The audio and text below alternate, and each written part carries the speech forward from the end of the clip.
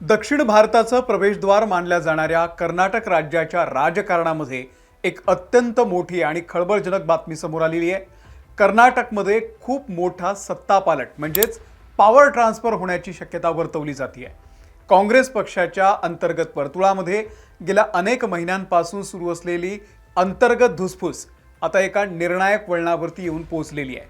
मुख्यमंत्री सिद्धरामय्या आणि उपमुख्यमंत्री डी.के. शिवकुमार यांच्यातील नेतृत्वाचा वाद मिटवण्यासाठी आता काँग्रेस हायकमांडने एक विशेष फॉर्म्युला तयार केल्याची चर्चा आहे। सूत्रांच्या माहितीनुसार हायकमांड सिद्धरामय्या यांना केंद्राच्या राजकारणामध्ये नेऊन म्हणजेच त्यांना राज्यसभेवरती पाठवून डी.के. शिवकुमार यांच्यासाठी मुख्यमंत्री पदाचा रस्ता मोकळा करू शकते।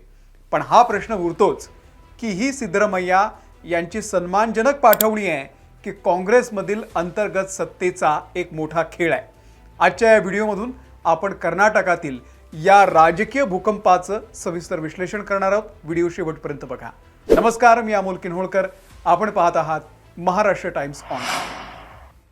26 मे 2026 रोजी दिल्लीतील काँग्रेस मुख्यालय इंदिरा भवन येथे एक अत्यंत महत्त्वाची आणि प्रदीर्घ बैठक पार पडलेली आहे।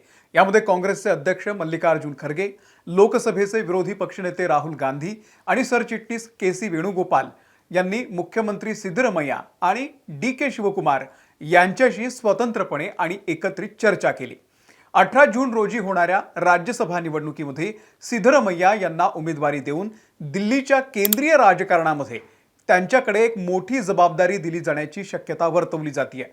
सिद्धरामय्या यांचे सुपुत्र डॉक्टर यतींद्र यांना कर्नाटक कॅबिनेटमध्ये महत्त्वाचं पद देण्याचा आणि सिद्धरामय्या यांच्या अत्यंत जवळच्या नेत्याला म्हणजेच सतीश जारकीहोळी यांना प्रदेश काँग्रेसचं अध्यक्षपद देण्याचा फॉर्म्युला निश्चित झाल्याची माहिती मिळते। 2023 मध्ये जेव्हा कर्नाटकमध्ये काँग्रेसनं प्रचंड बहुमतानं सत्ता मिळवली तेव्हापासून मुख्यमंत्रीपदासाठी सिद्धरामय्या आणि डी.के. शिवकुमार यांच्यामध्ये जोरदार रस्सीखेच सुरू होती। त्यावेळी दिल्लीमध्ये अनेक दिवस चाललेल्या बैठकांनंतर सिद्धरामय्या यांच्या नावावरती शिक्कामोर्तब झाला, तर डी.के. शिवकुमार यांना उपमुख्यमंत्रीपद आणि प्रदेशाध्यक्षपद देऊन समजूत काढण्यात आली होती। पण त्याच वेळी पडद्यामागे एक 50-50 म्हणजेच अडीच वर्षाचा फॉर्म्युला ठरला होता, अशी आता ही राजकीय वर्तुळातली नेहमीची चर्चा आहे। आता सिद्धरामय्या यांच्या कार्यकाळाला 2.5 वर्ष पूर्ण झालेली आहे ऑलरेडी, आणि याच पार्श्वभूमीवरती डी.के. शिवकुमार यांच्या गोटातून मुख्यमंत्री पदासाठी पुन्हा एकदा दबाव वाढू लागलेला आहे। काँग्रेस हायकमांडला राज्याचं सरकारही वाचवायचंय आणि पक्षामध्ये बंडखोरी देखील रोखायची आहे, आणि म्हणूनच आता सिद्धरामय्या यांना दिल्लीमध्ये बोलून राज्यसभेची जागा देणं आणि डी.के. शिवकुमार यांना मुख्यमंत्र्याची खुर्ची सोपवणं हा एकमेव मार्ग सध्या काँग्रेसच्या हायकमांडला दिसतोय। पण प्रश्न हाच उरतोय की सिद्धरामय्यासारख्या मास लीडरला, ज्यांचा कर्नाटकमधल्या अल्पसंख्याक, मागासवर्गीय आणि दलित मतदारांवरती प्रचंड मोठा प्रभाव आहे, त्यांना काँग्रेस हायकमांड मुख्यमंत्री पदावरून का हटवू पाहत आहे? यामागे केवळ 2.5 वर्षांचा फॉर्म्युला नाही, तर काही गंभीर राजकीय कारण सुद्धा आहे। पहिलं कारण आहे मुडा जमीन घोटाळा प्रकरण। गेल्या काही दिवसांपासून सिद्धरामय्या हे म्हैसूर नागरी विकास प्राधिकरण म्हणजेच मुडा या जमीन घोटाळ्याच्या आरोपांमुळे अडचणीत सापडलेले आहेत। त्यांच्या पत्नीला मिळालेल्या भूखंडावरून विरोधी पक्ष भाजप आणि जेडीएसनं त्यांच्यावरती भ्रष्टाचाराचे गंभीर आरोप केलेले आहेत। या प्रकरणामध्ये कायदेशीर चौकशी देखील सुरू आहे। काँग्रेसला अशी भीती आहे की यामुळे काँग्रेस पक्षाची प्रतिमा डागाळू शकते। दुसरं कारण आहे डी.के. शिवकुमार यांचा आता पक्षामध्ये वाढत चाललेला दबाव। डी.के. शिवकुमार हे कर्नाटक काँग्रेसचे संकटमोचक मानले जातात। 2023च्या निवडणुकीमध्ये पक्षाला विजय मिळवून देण्यामध्ये त्यांचा सिंहाचा वाटा होता। शिवकुमार यांनी हायकमांडला स्पष्ट संकेत दिलेले आहेत की जर आता त्यांना मुख्यमंत्रीपद मिळालं नाही तर पक्षामध्ये मोठी फूट पडू शकते। डी.के. शिवकुमार यांची लोकप्रियता सिद्धरामय्या यांच्यापेक्षा जास्त आहे, हे हायकमांडला देखील माहिती आहे। पण जातीय समीकरणामुळे सिद्धरामय्या यांचा प्रभाव जास्त आहे। आता थोडं जाणून घेऊयात डी.के. शिवकुमार यांच्याबद्दल। त्यांना मुख्यमंत्रीपद का दिलं जावं याच्या बाजूने कोणते युक्तिवाद आहेत?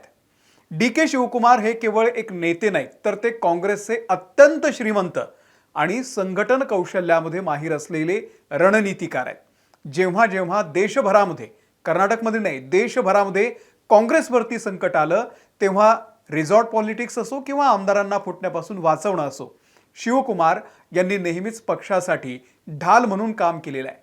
कर्नाटकमधील ओक्कलिगा या अत्यंत प्रभावशाली समुदायाचं ते नेतृत्व करतात. लोकसभा आणि आगामी निवडणुकांचा विचार करता ओक्कलिगा समुदायाला सोबत ठेवणं काँग्रेससाठी अत्यंत गरजेचं आहे.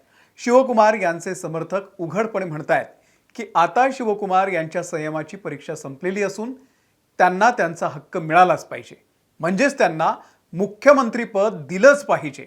या समाजाचा आणि कार्यकर्त्यांचा काँग्रेसवरती मोठा दबाव आहे. काँग्रेस हायकमांडसाठी ही परिस्थिती इकडे आड तिकडे विहीर अशी झालेली आहे. सिद्धरामय्या यांना अचानक आणि अपमानजनक पद्धतीनं हटवणं, त्यांच्या मागे असलेला मागासवर्गीय मतदार आहे तो त्यामुळे तुटू शकतो, पक्ष सोडू शकतो आणि ज्यामुळे सरकार धोक्यात येऊ शकतं आणि म्हणूनच हायकमांड अत्यंत सावधपणे पावलं टाकते. सिद्धरामय्या यांना दिल्लीमध्ये सन्मानजनक स्थान देणं, राष्ट्रीय राजकारणामध्ये मोठी जबाबदारी देणं आणि त्यानंतरच कर्नाटकची कमान शिवकुमार यांच्या हाती सोपवणं ही हायकमांडची सध्याची रणनीती आहे.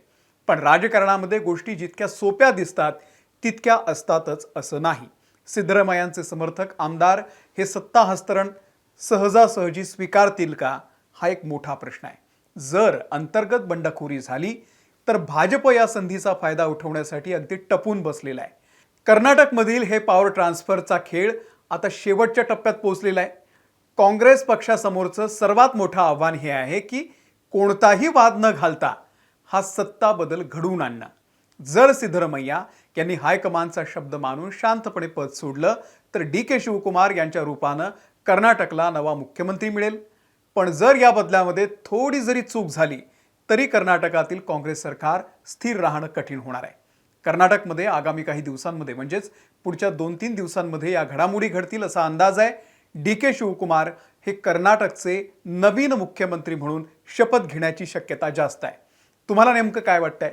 सिद्धरामय्या यांना हटवून DK शिवकुमार यांना मुख्यमंत्री करणं हा काँग्रेसचा निर्णय योग्य ठरेल का, की यामुळे कर्नाटकमध्ये काँग्रेसचं नुकसान होईल? तुमच्या प्रतिक्रिया आम्हाला कमेंट करून नक्की सांगा. हा व्हिडिओ आवडला असेल तर लाईक करा, जास्तीत जास्त शेअर करा आणि अशाच राजकीय विश्लेषणासाठी आमच्या महाराष्ट्र टाइम्सच्या या YouTube चॅनलला सबस्क्राईब करायला विसरू नका. धन्यवाद.